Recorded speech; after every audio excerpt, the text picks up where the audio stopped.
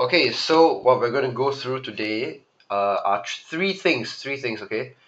SR latch, 555 timer, and decade counter, okay? That's what we're going through today.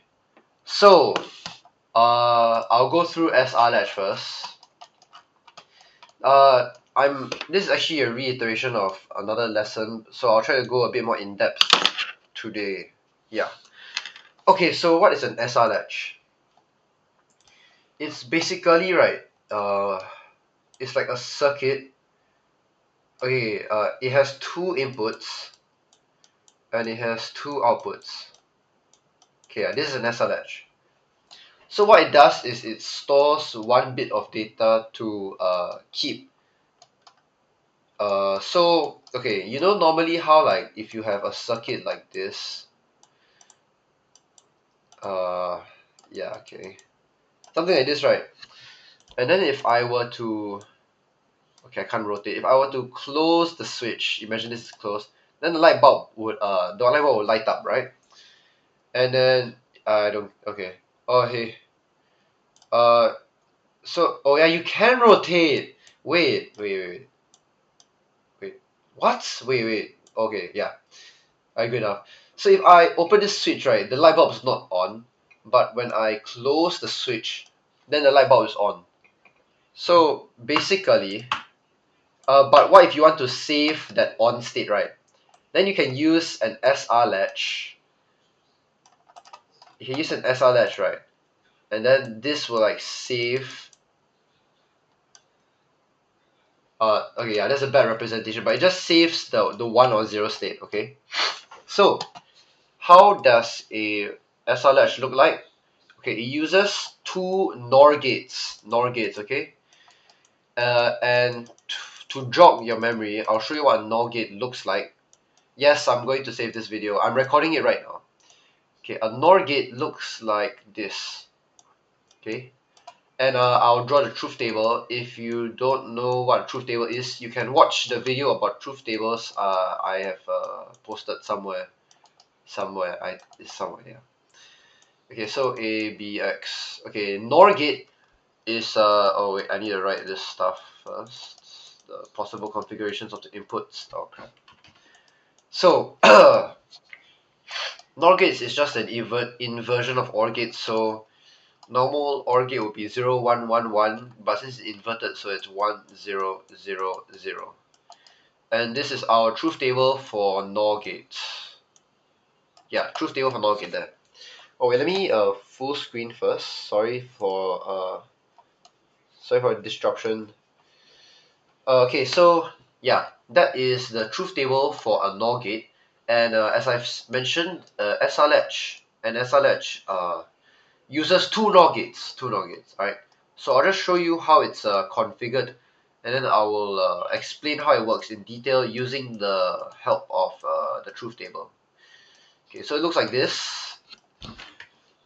The outputs, remember, two inputs, two outputs. The outputs are here. The inputs are these two legs. Alright. And then they go like this. And this is an SR latch. Okay, that's it. Okay. So you know how here I label like this leg A, this input A, this input B, this output X.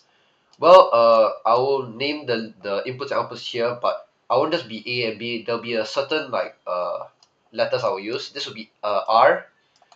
This will be S. What? Bro, you're my moderator. Okay. This is my R. This is the S. This is Q. And this is Q bar. Okay. I will explain what all of this is, alright? Okay, so this stands for reset. Is my pen ink too big? This is my reset. This is my sets. This Q stands for output. Okay. Honestly, no one knows why it's Q and not like O or X. It's just Q because it was made that way. Okay, no one really knows. And Q bar, can anyone tell me what this bar does? Does anyone remember what this bar does? Anyone?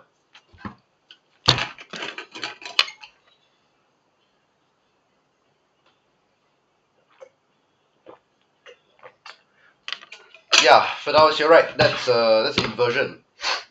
So what can you infer if this is 0? What can you infer about the value of this? 1, yeah. Okay, it's pretty obvious. Okay, yep. So basically, in this SR latch, there is one true output, and then there's an inverted part of it. Okay, you may ask, right? Why is this useful? Why do we even need this? We don't actually. We don't need this. In some cases, right, in your coursework or yeah, in your coursework, right, you don't necessarily have to use this part of the SR latch. You can just is there an eraser function? Is that not an eraser function? Okay, you can just delete it entirely, and you can just do this. Now this it must be connected, by the way. You can just do this, and it'll be fine. It'll work fine. Okay, but it's you need to know that this is the inversion of this because it'll be tested in the examination. Okay, cool. This is an SR latch. Amazing. So you may ask yourself, right? How does it save data and shit? And I'll show you. So let's draw a truth table again. Yeah. Please, if you don't understand anything during the exam, just draw a side working truth table. It really helps. Yeah. To understand stuff. Okay, that's not A B. Okay, so SR. Also, don't ask me why it's not an RS latch. It's an SR latch. Okay, so yeah. And Q. I won't draw an output for Q bar because it's just the inverted output. You can just infer what the Q bar is if you're interested. Okay, so there are only 4 possible configurations of these inputs. So we'll just draw them like so. And then we can start filling out our output. Okay, so this truth table is going to be a little bit different from the other truth tables that I've drawn throughout my entire video tutorial series and lessons, because there will be a part of this truth table, right, where this where the output is actually unknown. Okay, in this case, when S and R are both 0, the output is actually what is saved. What is saved, meaning if you have if you have one stored in the SR latch, that means when both S and R are 0, then the output will be 1. And vice versa, if you have 0 stored in the SR latch, then your output will be 0 when both S and R are 0. Okay, cool.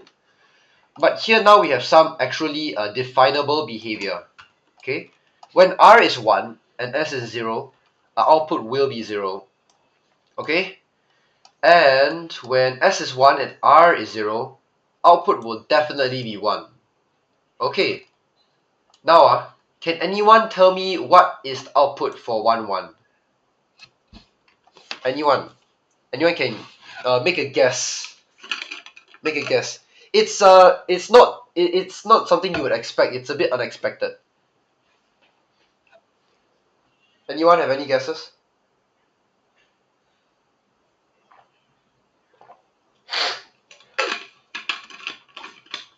Okay, no one's responding, so yes, Jeremiah's right, is invalid. So we draw another one of these things. Yeah, this is the second thing that's a bit special about this truth table. There are invalid states. Okay. So what does invalid mean? Okay. It means, okay, you only ever get a 1 or a 0 in your output. So this can either be 0 or 1. But what invalid means is don't take this output to mean anything. Meaning, right, whether it be a 0 or 1, right, it's invalid. Therefore, meaning it should not be a 0 or a 1. So you just ignore this. Ignore this. Alright? That's basically kind of it. Yeah. So I've shown you the truth table, but I didn't really like go through like when both are 0, how does it store and stuff. So I can show you guys with a little practical. Yeah, I will be doing a practical right now, not live, but in a online simulator. So Mr. Zhu gave us multi-sim and Thinkercad, and I will be using something similar. It's called multi-sim. All right, you guys can see, right? Wait, can you? Yeah, you can. All right, so this is multi-sim. What it is it's a free software that you can download for your computer, and it's in the name Logisim. Oh, sorry, wait, did I say multi-sim or Logisim? Okay, anyway, this is Logisim. So you can combine logic gates together, and you can form complicated circuits and such lah. But in this case, I've crafted the SLH that we've been talking about. So this is an SLH, and then we can follow our truth table here to get the outputs that to show that the outputs here will be the same as here. Okay, so let's go to the first part of the truth table. S0, R0, and Q will be what is saved. So currently, this is R, this is S, this is Q, and this is Q bar. So currently a 0 is saved in the SR latch, and that's what's being shown in Q. So far, so good.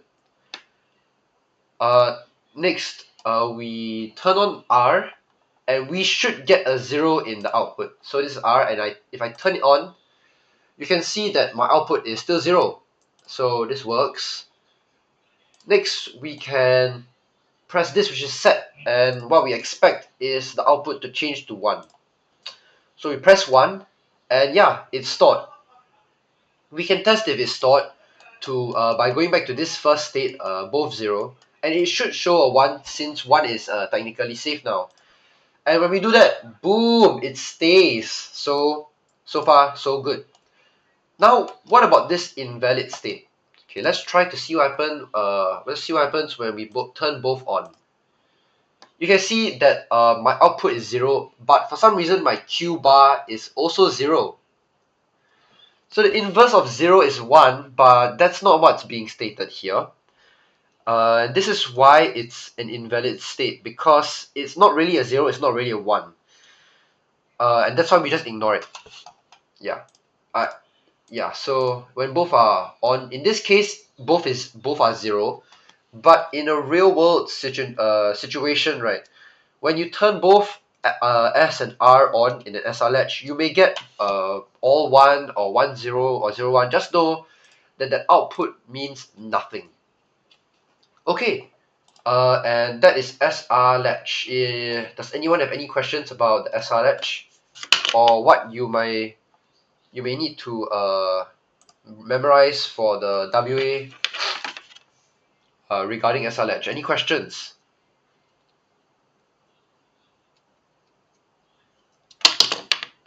How to differentiate between set and reset? Ah, okay. Any other questions other than that?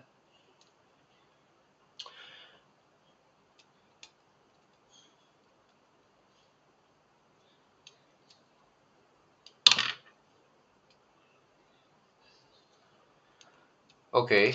I'll answer Jovai's question first. The only way, honestly, okay, the first way is you can just play out in your head. If I turn this on, would this... Okay, there are two different ways you can think about this. So, I'll further elaborate what the hell I'm talking about. So I taught you this way, where the first input here is reset, the last input here is set, the first input here is Q, the last input is Q bar. But there's a different way to draw this out actually, and it's just that you swap this with this, and then at the bottom here you just swap the bar. Shit, you just bro, you just swap the bar. These two circuits are literally the same. Okay, yeah, it's how do you differentiate? You can play it out in your head, like if I press if 1 here, then you do the wiring yourself or whatever. But honestly, that's the only way. So I wouldn't recommend doing that. Just memorize. Just memorize this. Okay. Any other questions? Croissant was typing for a while. Or no questions, then nothing. I'll continue to 555 timer. Any other questions? Okay, no questions. Next. Oh wait, Jovia, take a picture. Jovia, tell me once you've done taking a picture. Ah, my nose is stuck, man. Okay, post it in the channel. Okay, next are 555 timers. I love 555 timers. I mean, they're mid, but whatever. 555 timers. Okay, so what is a 555 timer? Uh, okay, 555 timers. You can categorize them into two different, well, three actually, but we only need to learn two. You can categorize them into monostable 555 timers and astable. Okay, and I'll be telling you the differences between monostable and astable 555 timers. So, let's talk about monostable first. I'll draw a graph actually. So let's say this is input voltage. Then this is output voltage. Yeah, output voltage. And then this is time. Okay, so this is like a button or whatever. Actually, no. This is input. Yeah, and then this is output.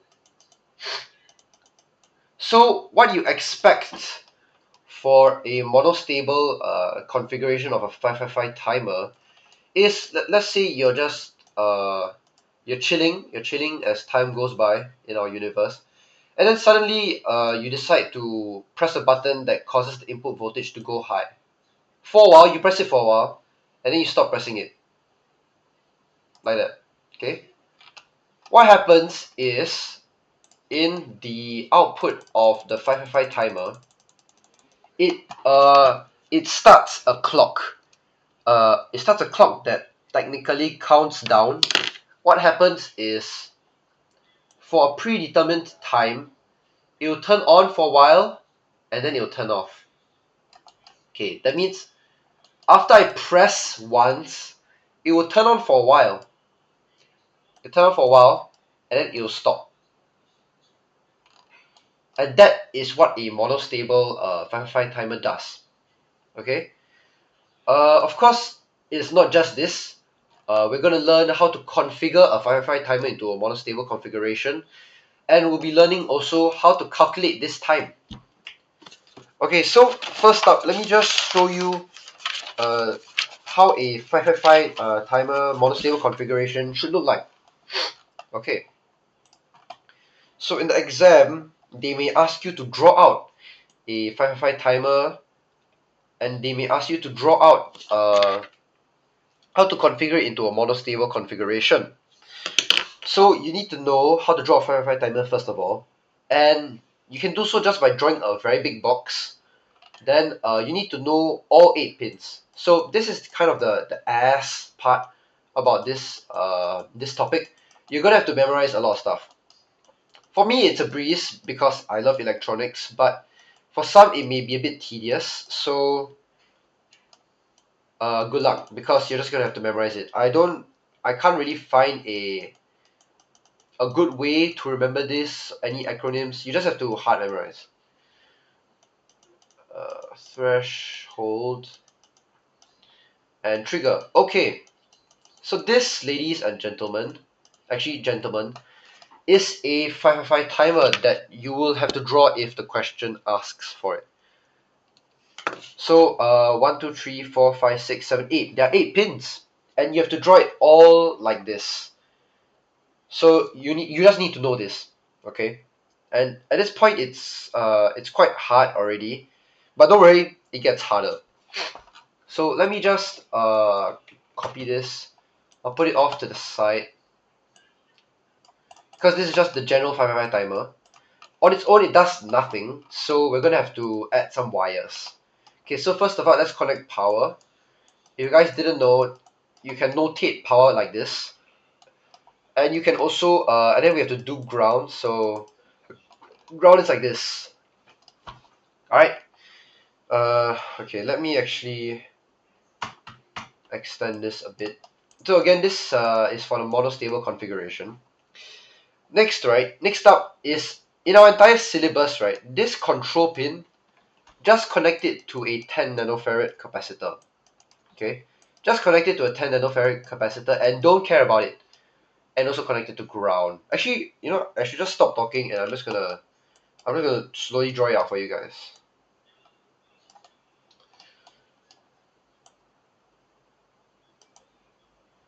Oh, by the way, this is a resistor. I draw resistors like this cause it's cool.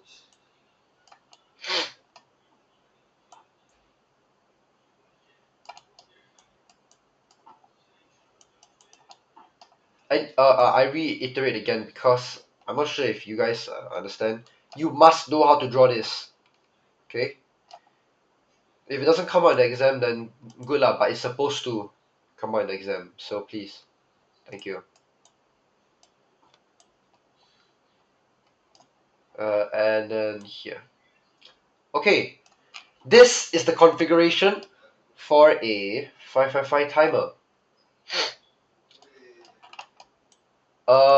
I'll describe what all the parts of this. I'll describe what each single part of this does. But first, let me debunk a few things. You do not need to know how all of this stuff, and you don't need to know the inside circuitry of a 555 timer. Okay, but you must know like what this is. Okay, so let me explain what this is. What this is. That is a. Okay, wait. Does anyone know what this is, Jovia? Jovia, do you know what this is, or anyone? What this part of the circuit is?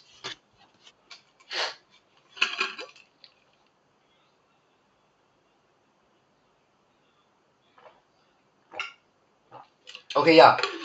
No one else answered. That is a pure pull down resistor circuit. So I'll elaborate more on what this does in a future video. But basically, it's just our input. Okay, but this is important. You must know that this is a pull down. You don't. Okay. Next, this is an RC circuit. Okay, believe it or not, we actually know what this is. We were tested on RC circuits last year. Oh, I have to make a video about this. Alright, yeah. So RC circuits. And that's kind of it. Yeah, that's kind of it. So this is the configuration. And then now let me show you how to calculate time. So T is equals to 1.1 multiplied by R1, which is here, and C1, which is here. And this will be in seconds. This will be in seconds. And that's how you this is everything you need to know about monostable 555 timers. Any questions at this point of time?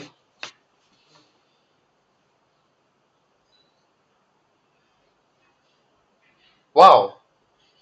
Wow, you are geniuses, you know everything about 555 timer already. Crazy. Okay, cool. Oh, okay, question, yeah. Oh no, 60,000 people are questioning me. You saw that didn't understand anything. That's crazy. Yeah, I mean, buddy, just join lah. You crazy leh. Crazy. Okay, you can rewatch the video. Alright. So I was thinking there's no questions. Let's move on. Okay, so astable works a bit differently from monostable. First of all, there is no input. Or the moment you turn on the circuit that powers the astable 555 timer, it'll immediately start doing something. Okay, does anyone know what a 555 timer does in astable mode? Does anyone know what an astable oscillate? That's one answer. Set to 1, that's another answer. Any other input from you guys?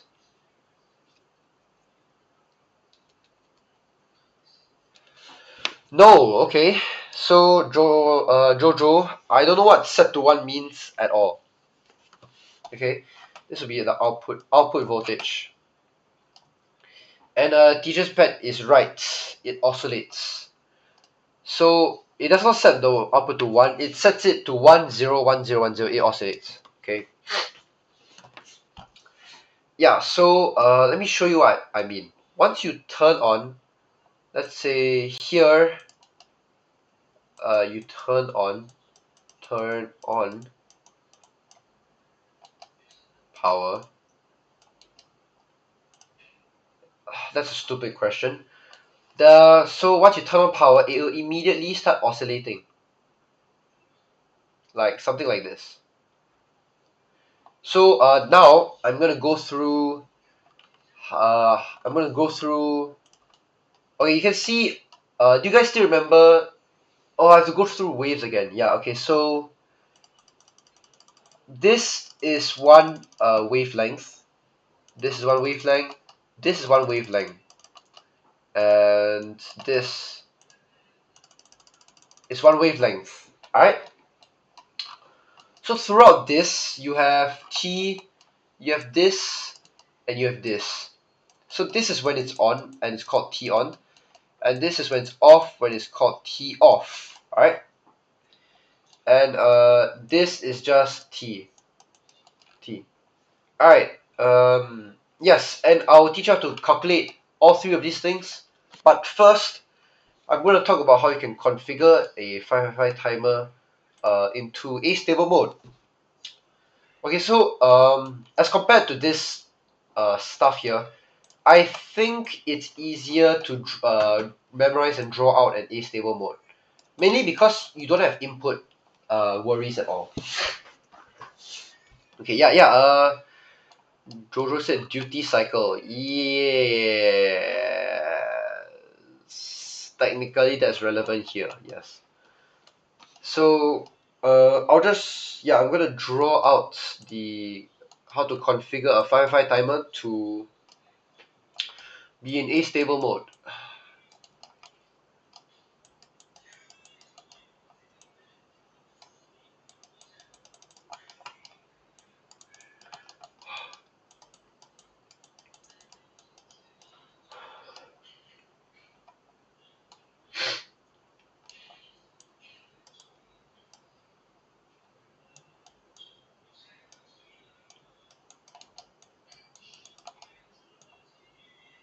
Okay.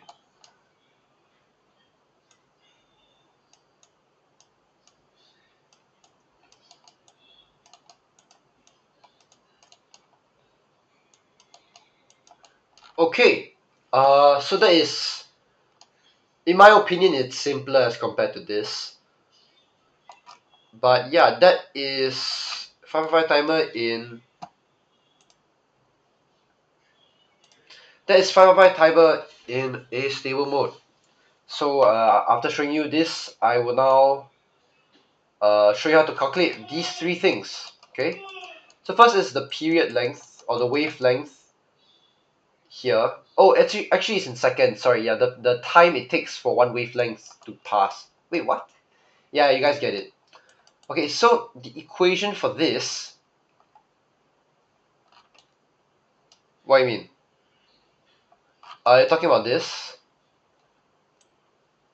Are you talking about this? No, the other. The other. Oh, this, this, this, this. Not this. Below. What? The capa. Oh shit! This. This? Oh no, I have to make a video about electric components. That's crazy. Okay, so do I add it to the notes or whatever? Okay, so as I was saying, this is how you get the time it takes for one of these cycles to pass. So the equation is R1 plus 2R2 multiplied by C1 divided by 1.44. Also, Jojo, no, I'll just make a video, it's fine. Okay, so that's the equation for. Why can't I control that? Oh, I'm pressing shift Z. Yeah. So, okay, yeah, many questions right now. Why 1.44? That is such a valid question, but I don't have the answer to that. Sorry, it's just okay. It's just like that. Okay, so the next equation is T on, which is this part here. Okay, T on will be 0.7 multiplied by R1 plus R2 multiplied by capacitance 1. That's T on. And for T off, which is this, all this is in seconds by the way, T off will be 0.1 multiplied by R1, R2 actually, R2, and then multiplied by C1. Okay, this is half of what I have to go through for 555 timers. 0.7, not 0.1.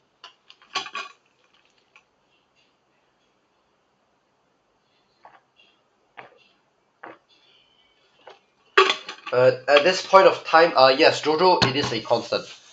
At this point of time, any questions? I am halfway through 555 timers.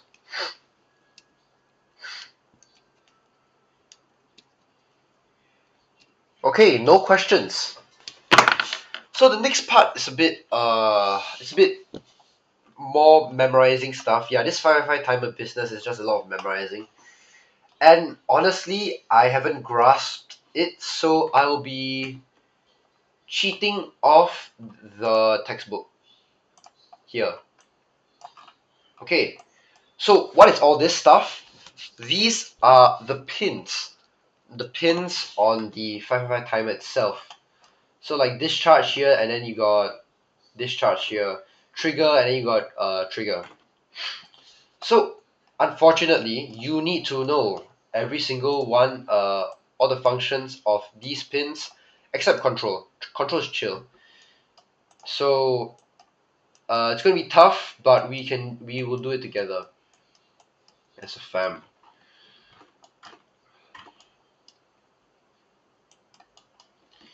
So yeah, I guess no time. Wait, what's the saying? No time better than the present. Is it something like that? No time better than the present. Yeah. Okay. So obviously I will be talking about some pins. Like I'll talk about VCC. I'll talk about ground, and I won't talk about output. So it leaves me with this stuff. I will be talking about control either. If we just based off the textbook, it controls the trigger and threshold level. So okay, what's the trigger and threshold level? We'll go through that later. But honestly, we don't really change it at all. So we don't really change it at all. Okay, so let's start at reset. What does reset do? Reset resets the timing interval when connected to ground. What does that mean? Does anyone know? Okay, what is a timing interval?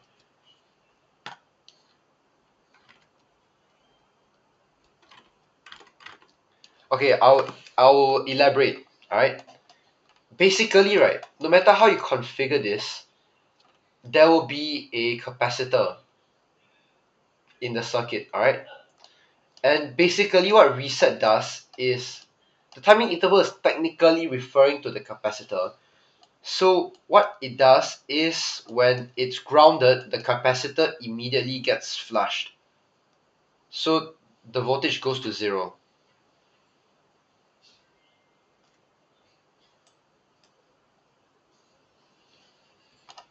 What?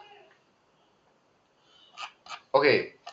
Okay, so that's reset-ish. Alright. Next are the more okay, next is discharge.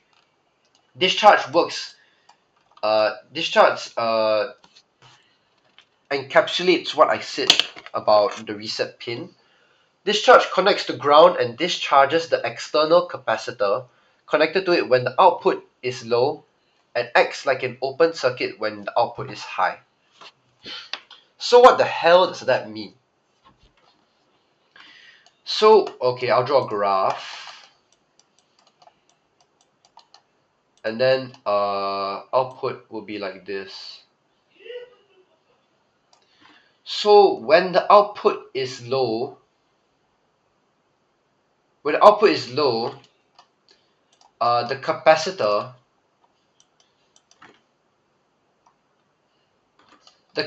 gets grounded. So basically, right, the capacitor is like a bucket, and then when the signal is low, all the water gets dumped out. All the water gets dumped out. Okay? And when the output is high, then it acts like an open circuit. So then the bucket just like kind of stays there. So then we get to the next low stage. If the bucket still remains empty, then the bucket will remain empty. We start setting it to 0. Yeah, kind of. So that's what the discharge does. What discharge does is just it looks at the output. It looks at the output. When the output is low, if there's any voltage left in the capacitor, it dumps it out. And if it's high, it does nothing. That's discharge. That's it. Okay, on to the next pin.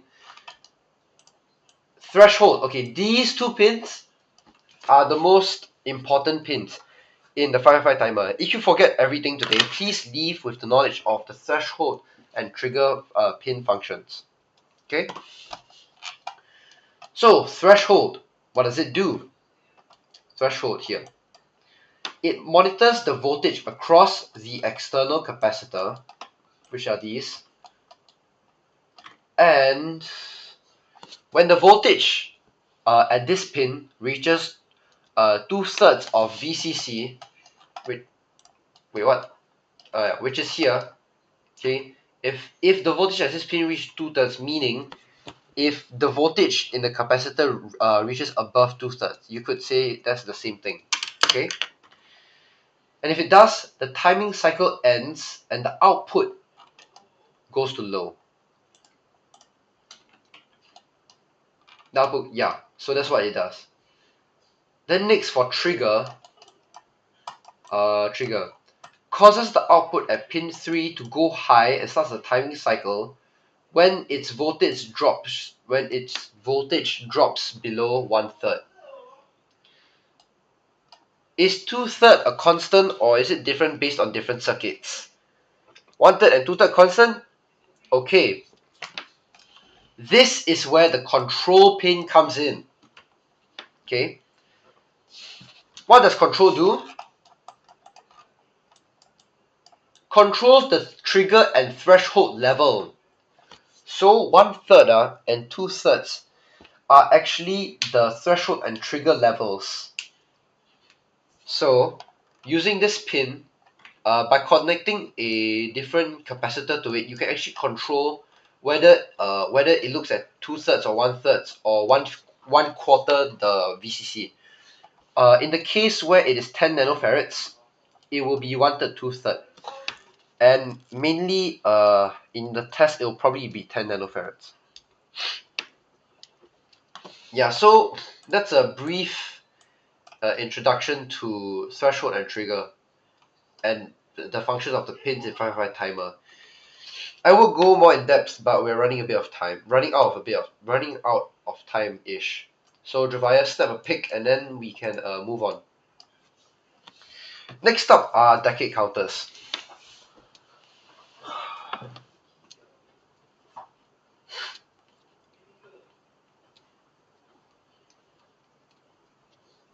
Okay, cool. So decade counters, this will be the last thing that we are going through today. And then we'll be done for today. Also, remember there is a lesson tomorrow in class, 3:30 to 4:30 in 4E1. So please come if you have any pressing questions, because I'll go through everything. So yes.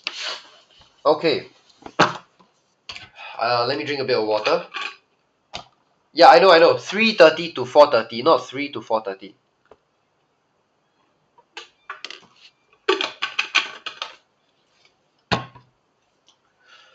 Okay, so decade counters. What the hell is a decade counter?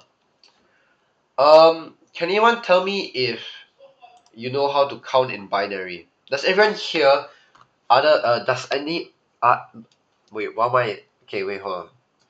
Do the electronics people in this call right now know how to count in binary?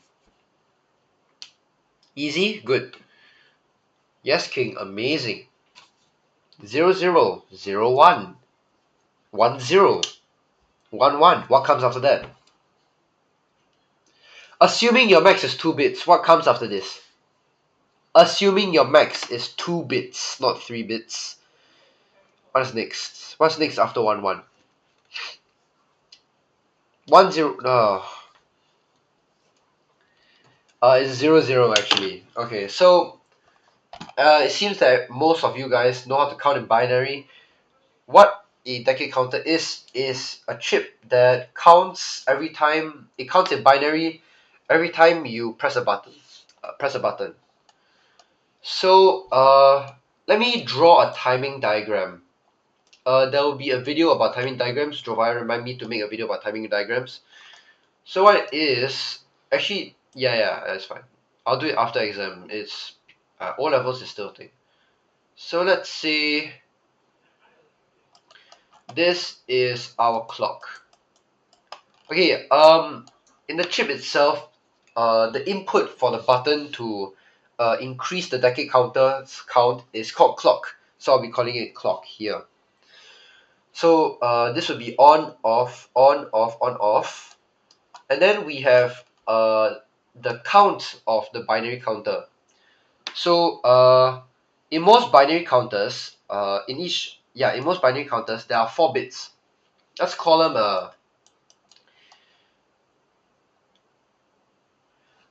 A, B, C, und D. Alright. So when it's low, everything is low.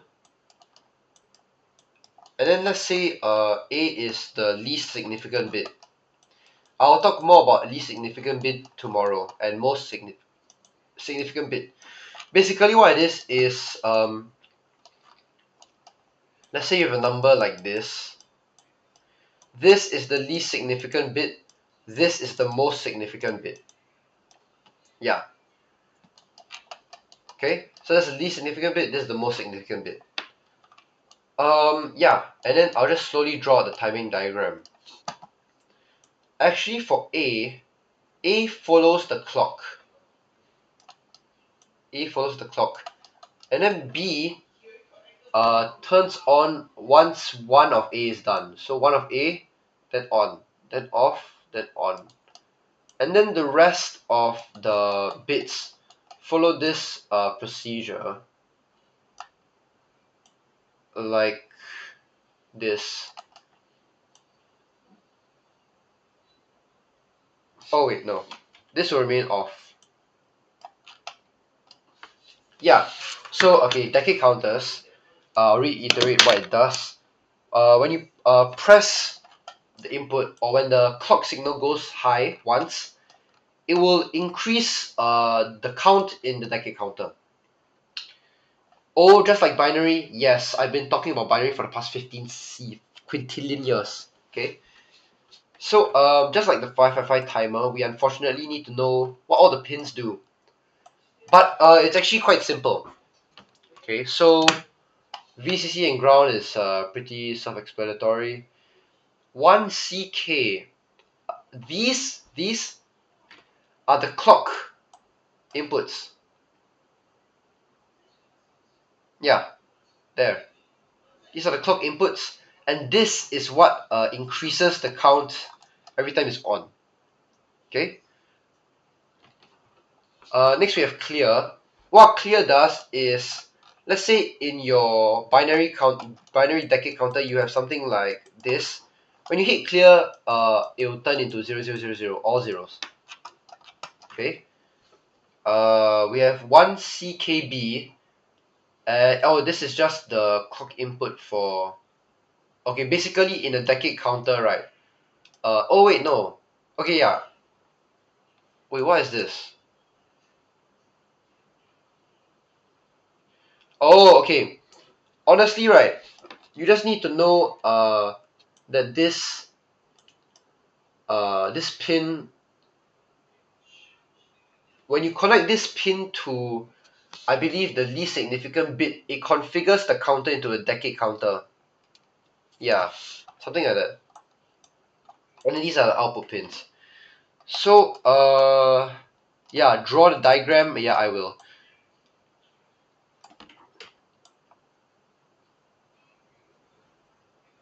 Ish. Alright. I actually don't know how to draw the diagram for this one, so I will need to put it out now.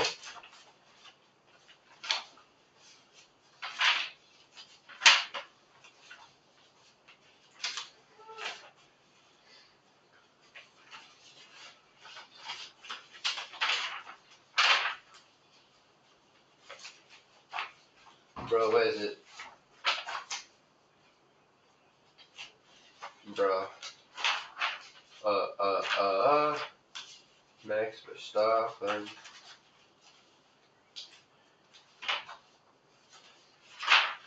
Bro, where is it? Did I lose, like, specifically the pages for the decade counter? Oh, I found it.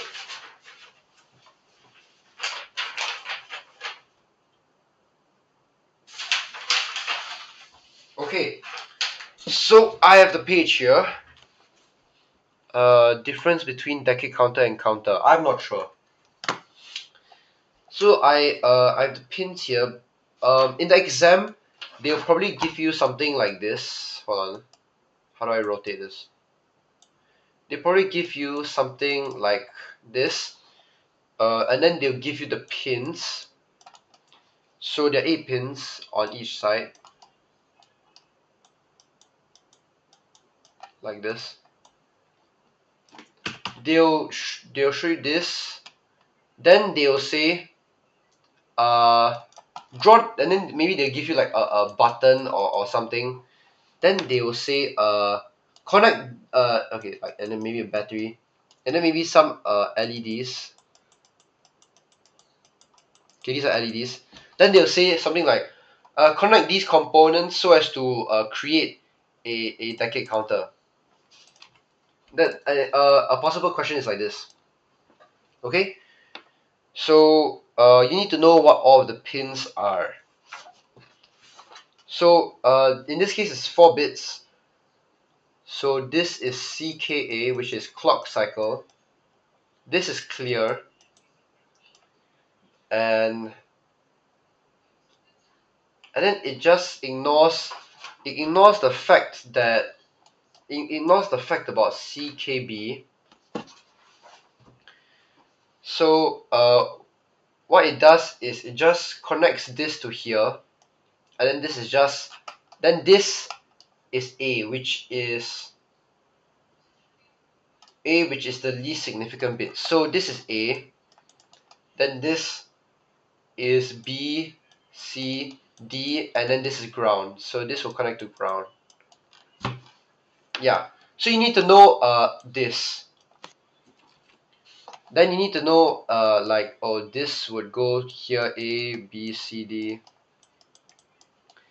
And then this is clock, so the button will be connected here.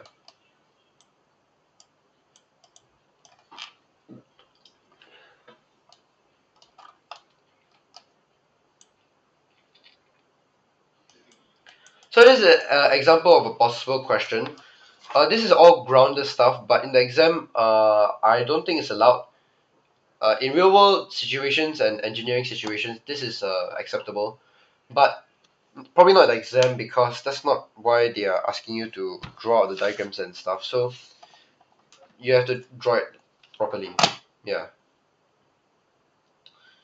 Oh, and this is VCC, so yeah, that's pretty ass drawing. But yeah, that's a decade counter. There's not really much to it.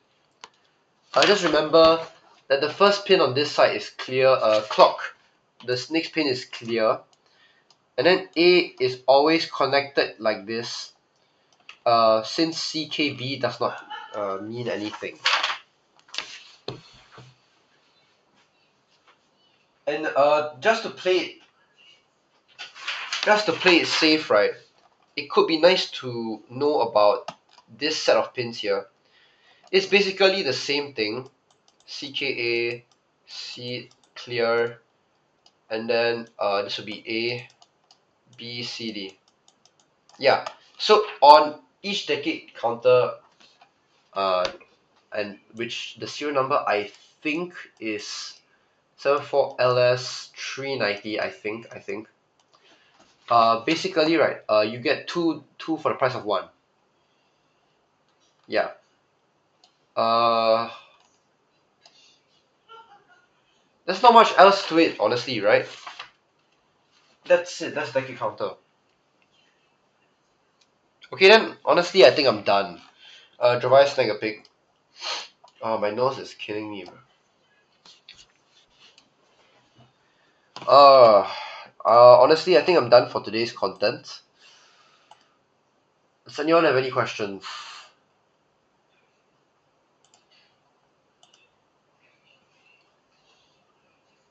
I didn't kick Joshua, bro. So, wait, what happened?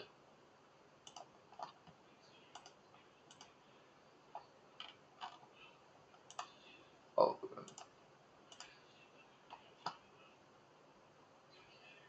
huh? Uh, Message rate limit?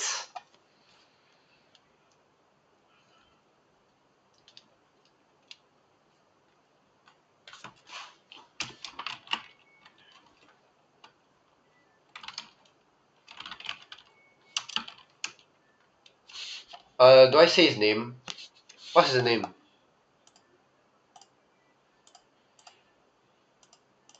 Ah, shit, streamer mode is enabled. What's his name? What's his name?